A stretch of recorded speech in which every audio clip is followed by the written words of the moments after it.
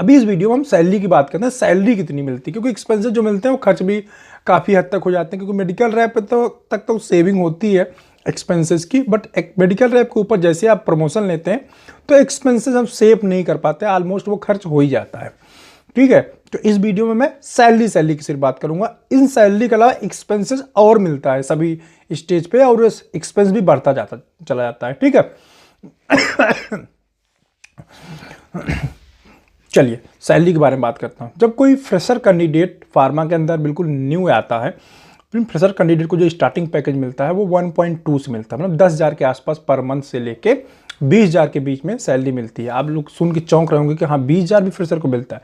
जी हाँ फ्रेंड, जो अच्छी कंपनीज होती है, अगर वहाँ किसी फ्रेशर कैंडिडेट का सिलेक्शन होता है, जैसे एबर्ट है, ल्यूपिन है, तो वहाँ पे काफ़ी अच्छा पैकेज ऑफर किया जाता है। ठीक है, और ये जो बंदा इंटरव्यू दे रहा है उसके ऊपर भी डिपेंड करता है कितना वो ग्रैब कर सकता है अपॉर्चुनिटी को, अपने नॉलेज के ऊपर कितना निगोशिएट कर सकता है एचआर का इंटरव्यू के टाइम पे। ठीक है, ये उसके एबिलिटी के ऊपर भी डिपेंड करता है। बहुत सारे फ्रेशर कैंडिडेट को तो 10,000 उसी कंपनी के अंदर 12,000 10,000 मिलता है, उसी कंपनी के अंदर कुछ किसी फ्रेशर कैंडिडेट को 14-15,000 मिलता है। ये हमारे नेगोशिएशन स्किल्स के ऊपर डिपेंड करता है काफ़ी हद तक, और ये सारी स्टेज पे काम करता है।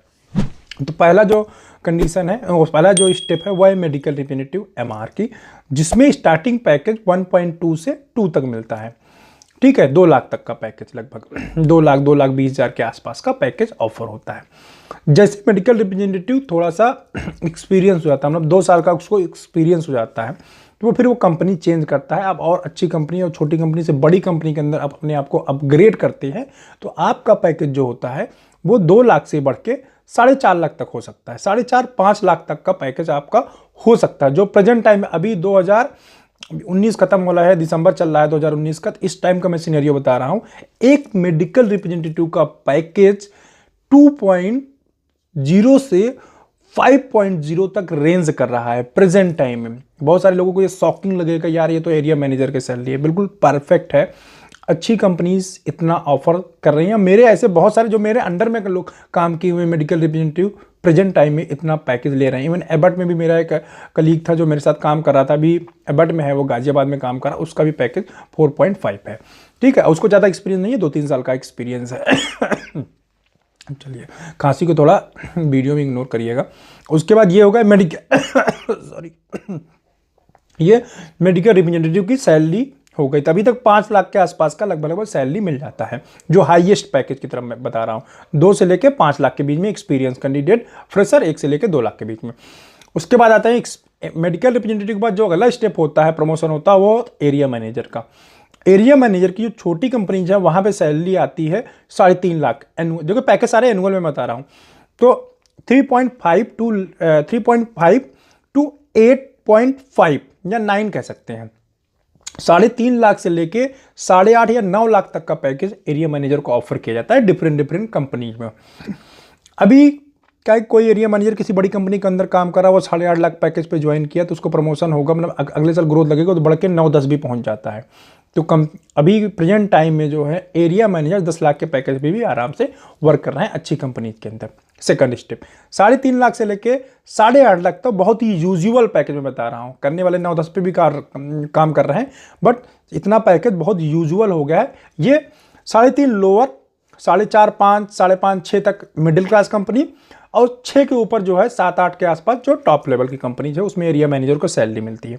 नेक्स्ट स्टेप बढ़ते हैं, रीजनल मैनेजर, आरएसएम जिसको बोलते हैं, रीजनल सेल्स मैनेजर या रीजनल बिजनेस मैनेजर, ठीक है, अलग नाम होता है, जिसको हम सेकंड लाइन मैनेजर बोलते हैं। Area manager first line, second line.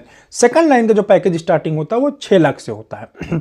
Almost छोटी कंपनी में 6 लाख से फिर बढ़ के ये जाता है 14 लाख के आसपास, मीन्स 6 लाख टू 14 लाख तक रेंज करता है सेकंड लाइन मैनेजर की सैलरी, जिसमें मिडिल स्टार्टिंग 6 लाख हो गया, 6 से लेके 8 लाख तक।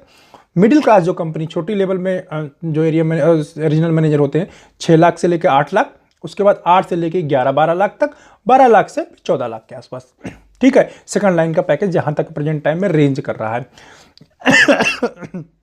सॉरी, इसके ऊपर हम बढ़ते हैं थर्ड लाइन के, जिसको हम जेडीएसएम बोलते हैं, जोनल सेल्स मैनेजर बोलते हैं।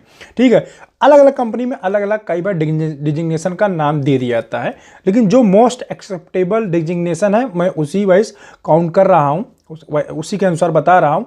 इसको हम थर्ड लाइन पोजीशन भी बोलते हैं फार्मा की लैंग्वेज में अगर हम बात करें तो। थर्ड लाइन की जो स्टार्टिंग पैकेज होता है वो 8 लाख से स्टार्ट होता है। छोटी कंपनी में third line manager 8 lakh package के समथिंग है। बहुत छोटी कंपनी में जाएंगे खैर 6-7 लाख पे भी थर्ड लाइन मैनेजर वर्क करते हैं, बट मोस्ट ऑफ द छोटी कंपनी में भी 8 लाख पैकेज मिल जाता है। ऐसा नहीं कि बिल्कुल उससे नीचे भी नहीं करते, लोग करने वाले कर भी रहे हैं, लेकिन जनरली जो है कंपनीज में वो 8 लाख से लेके 20 लाख के आसपास जो है थर्ड लाइन की पैकेज रेंज करता है। जो छोटी कंपनी है 8 लाख, थोड़ी जो मिडिल में कंपनी होती है 12 लाख, 14 लाख या 15 लाख, और जो टॉप लेवल की कंपनी है वहां पे 20 लाख रुपए तक रेंज करता है। ये हो गया थर्ड लाइन। अब थर्ड लाइन जो होता है वो जोन का होता है, जैसे मैंने ना जोनल सॉरी, बहुत ज़्यादा ड्राई कप कर परेशान कर रहा है मुझे, इग्नोर करिएगा फ्रेंड। तो जो जोनल मैनेजर का पैकेज होता है वो 20 लाख तक रेंज करता है। अब जोनल मैनेजर के ऊपर होता है सेल्स मैनेजर। सेल्स मैनेजर कह सकते हैं एनएसएम, नेशनल सेल्स मैनेजर, जो पूरे कंट्री को कंट्रोल करता है। या कुछ कंपनीज में क्या है कि आधा नेशन किसी और को दे दिया जाता है, आधा नेशन किसी और को, नॉर्थ और वेस्ट किसी और के पास, साउथ एंड ईस्ट किसी और के पास, 2 पार्ट में डिवाइड किया जाता है। और कुछ कंपनी में पूरा नेशन ही एक मैनेजर हैंडल करता है, जिसको हम एनएसएम बोलते हैं, नेशनल सेल्स मैनेजर। उसका जो पैकेज होता है स्टार्टिंग पैकेज फ्रेंड, वो 15 लाख से लेके 25 लाख के बीच में रैंक करता है। और ये भी वेरिएट करता है कंपनी टू कंपनी। आपके लीडरशिप स्किल्स कितने हैं और कितनी अच्छी कंपनी में आप काम कर रहे हैं, उसके हिसाब से आपका पैकेज डिसाइड होता है। अब ये नेशनल पैकेज जो एनएसएम होता है, नेशनल एनएसएम के ऊपर जो पोस्ट आती है वो होती है जीएम की, जनरल सेल्स मैनेजर। या अलग अलग कंपनी में अलग अलग डेजिग्नेशन दे दिया जाता है। कभी किसी में सेल्स मैनेजर बोल दिया जाता है, किसी में जनरल सेल्स मैनेजर बोल दिया जाता है, किसी में डीजीएम बोल दिया जाता है, डिप्टी जनरल सेल्स मैनेजर बोल दिया। सभी कंपनी में अलग अलग नाम से डिजिग्नेशन दिया जाता है। ठीक है, तो ये एनएसएम के ऊपर वाली जो पोस्ट होती है। अब इसमें जो पैकेज रेंज करता है वो 25 to 50 लाख के बीच में रेंज करता है। इतने के बीच में ये लोग पैकेज इनको मिलता है। अब जनरल मैनेजर हो गए। अब जनरल मैनेजर में भी प्रमोशन होता है। मतलब पहले आप डिप्टी जनरल मैनेजर बन गए, डिप्टी जनरल मैनेजर से फिर अब जनरल मैनेजर जीएम बन गए कंपनी के। उसके बाद क्या होता है, जीएम बनने के बाद आप जो है पहले एक डिवीजन के मालिक होते हैं, मीन एक डिवीजन देख रहे होते हैं। आपका प्रमोशन होता है, आपके अंडर में दो डिवीजन हो जाते हैं। ठीक है, कुछ टाइम ऐसा आता है फिर उनका प्रमोशन होता है, फिर वो कंपनी के जीएम होते हैं। ठीक है, ग्रुप जीएम बोल सकते हैं, ग्रुप जनरल मैनेजर उनको बोलते हैं, या अलग अलग कंपनी में ये भी अलग अलग नाम होते हैं। ठीक है, सेल्स हेड कई बार बोल दिया जाता है, कई कंपनी टू कंपनी ये डिजिग्नेशन वेरी करेंगे। तो उनका जो पैकेज होता है फ्रेंड, वो लगभग 40 लाख से स्टार्ट होके करोड़ के आसपास पहुंच जाता है, जो पूरे कंट्री के सारे डिवीजन को, मीन्स एक प्रकार से कहा जाए तो वो पूरी कंपनी को रन करते हैं। पूरी कंपनी के एक, जैसे नाव पे आप शिप देख रहे हैं, शिप पे कैप्टन होता है।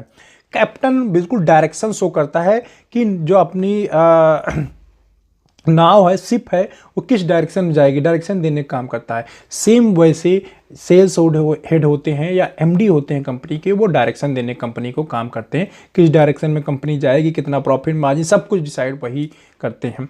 उनका पैकेज फिर करोड़ में चला जाता है, 50 लाख से लेके करोड़ के बीच में। ठीक है, कुछ छोटी मोटी कंपनी होती है जिसमें थोड़ा कम भी होता है, बट मोस्ट ऑफ द अच्छी कंपनी में, छोटी कंपनी फिर भी मैं बात करूं तब भी 30 लाख के आसपास पैकेज तो होता ही होता है। जो एमडी होते हैं कंपनी का 30 से लेके 1 करोड़ के आसपास। मेरे टाइम में मेरे एनएसएम छोड़ के गए थे ग्लेनमार्क में, उनको 1 करोड़ से भी ज़्यादा का पैकेज मिला था उस टाइम पे। मैं आज से ये 7-8 साल पहले की बात बता रहा हूँ आपको।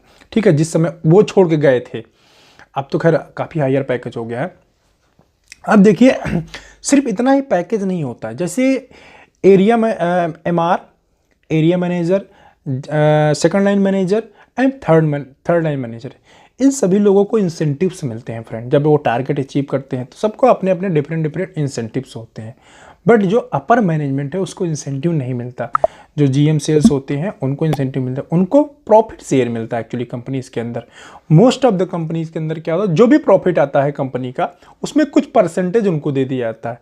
तो हम लोग एनुअल ग्रोथ लेते हैं, थोड़ा थोड़ा पैकेज, लेकिन जब आप हायर साइड में पहुंच जाते हैं इतना मेहनत करने के बाद, तो आपको कंपनी के प्रॉफिट में से शेयर मिलता है, जो कि अगर 1-2% भी दिया गया तो बहुत बड़ा अमाउंट होता है।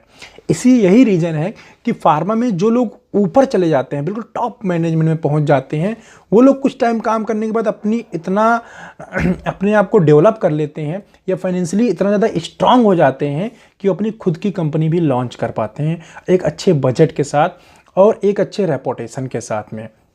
बहुत सारे लोगों को मैं एग्जांपल बताऊंगा आपको, आने वाले जनवरी से आपको क्या बोलते हैं अपने मेरे वीडियोस मिलेंगे केस स्टडीज़ के, तो वहाँ पे आप देखेंगे कि कितने ढेर सारे लोग ऐसे हैं जो प्रमोशन लेते टॉप मैनेजमेंट पहुँचे हैं और टॉप मैनेजमेंट से फिर उन्होंने अपनी कंपनी इस्टेब्लिश किया, क्योंकि फाइनेंशियली आप स्टेबल हो जाते हैं। एक एरिस कंपनी मैं आपको नाम बता देता हूँ, उनका भी सीन ऐसे ही था लगभग, ठीक है, अपर मैनेजमेंट से निकल के एरिस कंपनी इस्टेब्लिश हुई, इंटास से निकल के। ऐसे बहुत सारी कंपनीज मार्केट के अंदर एज ए एग्जाम्पल है, और एज ए एग्जाम्पल मैं सारे वीडियो में आपको बताऊंगा।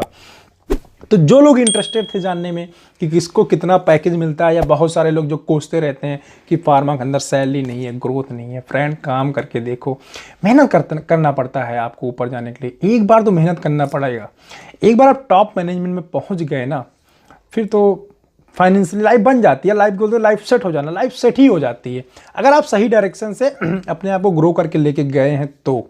ठीक है फ्रेंड, तो फार्मा में ऐसा नहीं है पैसे कमी नहीं है, पैसा बहुत है, बट आपको कमाना आना चाहिए, परफॉर्म करना आपको आना चाहिए, मोटिवेटेड हमेशा आपको रहना पड़ेगा इस काम के लिए, और साथ ही साथ लर्निंग स्किल्स को अपने शार्प करके रखना पड़ेगा। तो इस वीडियो में इतना ही।